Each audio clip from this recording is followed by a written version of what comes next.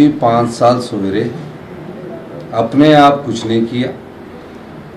5 साल में तकरीबन 16,000 नौकरियां निकाली।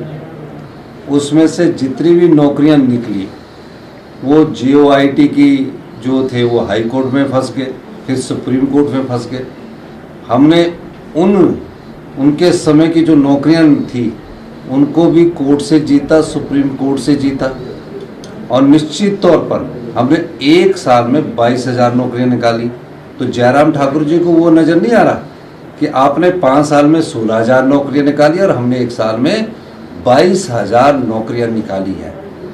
और निश्चित तौर पर मैं कह सकता हूं कि जयराम ठाकुर जी, आप बताइए, आपने हिमाचल के हित में कौन से अधिकार की लड़ाई लड़ी?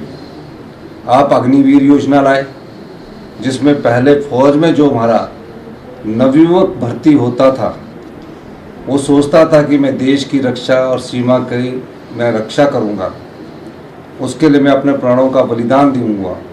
उसकी नौकरी आपने टेम्परेरी कर दी, यानी कि 4 साल वो अग्निवीर रहेगा, उसके बाद वो बेचारा घर आ जाएगा। आपने उस योजना के खिलाफ भी कभी कोई आवाज़ नहीं उठाई।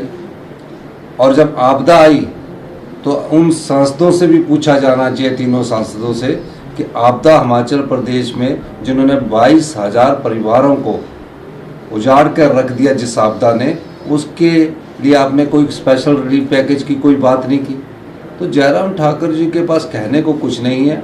आजकल वो उनको यही कहना है क्योंकि उन्हें विरोध के लिए विरोध करना है। कंगना हिमाचल की बेटी, इसमें कोई दो राय नहीं है।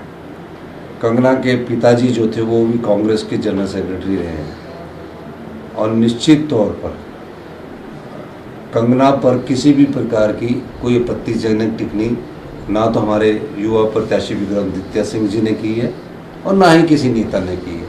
कंगना की बातों का जवाब हमारे लोग दे रहे हैं, तो उन्हें सोचना चाहिए। जब आप कोई किसी के बारे में टिप्पणी करते तो दूसरा आदमी जब उसका जवाब देता तो उससे विचलित नहीं होना चाहिए। ये राजनीति है और इस राजनीति में इस प्रकार की बातें चुनावों के समय होती रहती हैं।